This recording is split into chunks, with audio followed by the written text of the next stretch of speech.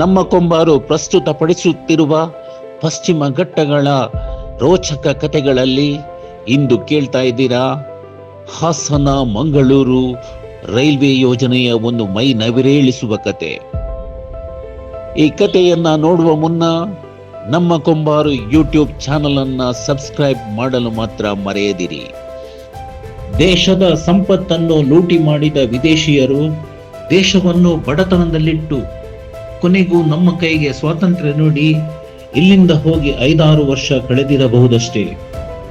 ಭಾರತದ ಮೊದಲ ಪ್ರಧಾನಿ ಪಂಡಿತ್ ಜವಾಹರ್ಲಾಲ್ ನೆಹರು ಅವರ ಕನಸಿನ ಕೂಸು 1951-56ರ ಮೊದಲ ಪಂಚವಾರ್ಷಿಕ ಯೋಜನೆಯ ಅಡಿಯಲ್ಲಿ ದೇಶ ಕಂಡ ಹೆಮ್ಮೆಯ ಮೊದಲ ರೈಲ್ವೆ ಮಂತ್ರಿ ಲಾಲ್ ಬಹದ್ದೂರ್ ಶಾಸ್ತ್ರಿ ಅವರ ಮೂಲಕ ಕೇಳಿಬಂದ ರೈಲ್ವೆ ಬಜೆಟ್ ಭಾಷಣ ಮಲೆನಾಡು ಕರಾವಳಿ ಉದ್ದಕ್ಕೂ ಸದ್ದು ಮಾಡಿತ್ತು. ಇಡೀ ದೇಶದ ಅಂದಿನ ಒಟ್ಟಾರೆ ಬಜೆಟ್ ರೂಪಾಯಿ 438 ಕೋಟಿಗಳು ಮಾತ್ರ. ಆಗಿನ ಒಟ್ಟಾರೆ ರೈಲ್ವೆ ಬಜೆಟ್ 79.61 ಕೋಟಿಗಳು ಮಾತ್ರ. ಬಜೆಟ್ನಲ್ಲಿ ಪ್ರಸ್ತಾಪಿಸಿದ ದೇಶದ ಒಟ್ಟು 7 ನೂತನ ರೈಲ್ವೆ ಮಾರ್ಗ ರಚನೆಯ ಸರ್ವೆ ಕಾರ್ಯಗಳ ಯೋಜನಾ ಪಟ್ಟಿಯಲ್ಲಿ ಹಾಸನ ಮಂಗಳೂರು ರೈಲ್ವೆ ಯೋಜನೆಯೂ ಕೂಡ ಸೇರಿತ್ತು. ಆಗ 1918ರಲ್ಲಿ ಬ್ರಿಟಿಷರ ಕಾಲದಲ್ಲಿ ಆರಂಭಗೊಂಡ ಹಾಸನದಿಂದ ಮೈಸೂರುವರೆಗಿನ ರೈಲ್ವೆ ಮಾರ್ಗ ಮಾತ್ರ ಅಸ್ತಿತ್ವದಲ್ಲಿತ್ತು. ಮದ್ರಾಸ್ ಪ್ರಾಂತ್ಯದ ಆಡಳಿತದಲ್ಲಿದ್ದ ಮಂಗಳೂರೆಂಬ ಕರಾವಳಿ ಪ್ರದೇಶವನ್ನು ಮೈಸೂರು ಪ್ರಾಂತ್ಯದ ಆಡಳಿತದ ಕರ್ನಾಟಕದ ಒಳನಾಡಿನ ಪ್ರದೇಶಕ್ಕೆ ಸಂಪರ್ಕ ಕಲ್ಪಿಸುವ ಕನಸು ಅಂದೇ ದೆಹಲಿಯಲ್ಲಿ ಹುಟ್ಟಿಕೊಂಡಿತ್ತು. ಸಕಲೇಶಪುರ ಮತ್ತು ಈಗಿನ ಸುಬ್ರಹ್ಮಣ್ಯ ರಸ್ತೆ ನಡುವಿನ ಪಶ್ಚಿಮ ಘಟ್ಟದ ದುರ್ಗಮ ಕಾಡು ಬೆಟ್ಟಗಳಲ್ಲಿ ಹಾದು ಹೋಗುವ ರಸ್ತೆ ಸರ್ವ ಕಾರ್ಯವಂತೂ ಎಲ್ಲರಿಗೂ ನಿಜಕ್ಕೂ ಒಂದು ದೊಡ್ಡ ಸವಾಲಾಗಿಯೇ ಪರಿಣಮಿಸಿತ್ತು. 1953-54ರ ರೈಲ್ವೆ ಬಜೆಟ್ ಮೂಲಕ ಆರಂಭಗೊಂಡ ಈ ಸುಂದರ ಕನಸಿಗೆ ಮೊದಲ ಸರ್ವೆ ಕಾರ್ಯ ನಡೆದದ್ದು 1955ರಲ್ಲಿ. ತದನಂತರ ಎರಡನೆಯ ಸರ್ವೆ ಕಾರ್ಯ ನಡೆದದ್ದು 1965ರಲ್ಲಿ. ಅದು ಭಾರತ ಮತ್ತು ಪಾಕಿಸ್ತಾನ ನಡುವಿನ ಯುದ್ಧ ಕಾಲದಲ್ಲಿ.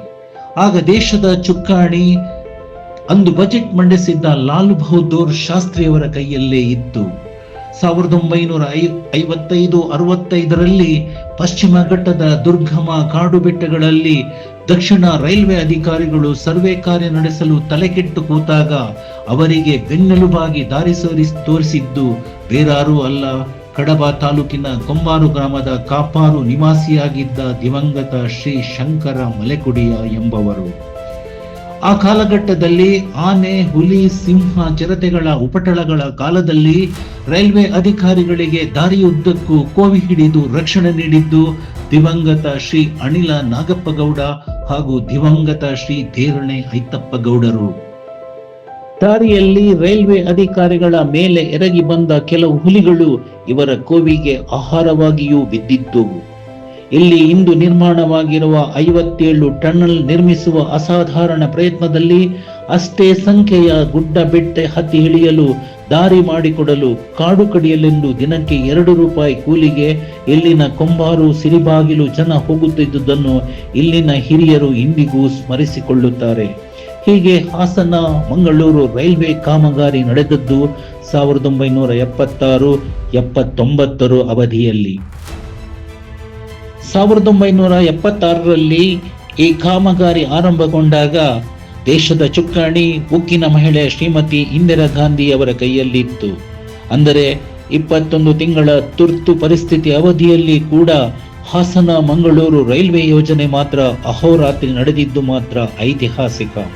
ಕೊನೆಗೂ 190 ಕಿಲೋಮೀಟರ್ ಉದ್ದದ Hassan Mangaluru railway metre gauge ರಸ್ತೆ 345 ಕೋಟಿ ರೂಪಾಯಿ ವೆಚ್ಚದಲ್ಲಿ ಪ್ರಧಾನಿ ಚರಣ್ ಸಿಂಗ್ ಅವಧಿಯಲ್ಲಿ ದಿನಾಂಕ 20-5-1979ರಲ್ಲಿ ಲೋಕಾರ್ಪಣೆಯಾಯಿತು.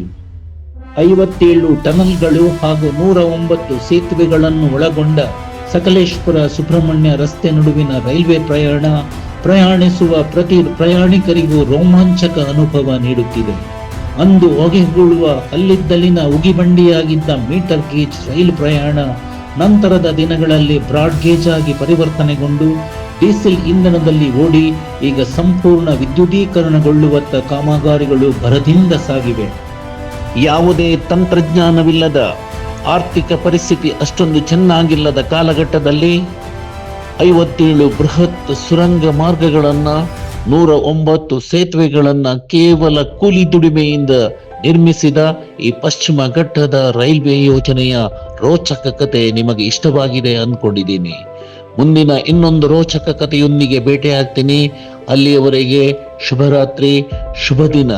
ನೋಡ್ತಾ ಇರಿ ನಮ್ಮ ಕೊಂಬಾರು ಯೂಟ್ಯೂಬ್ ಚಾನಲ್.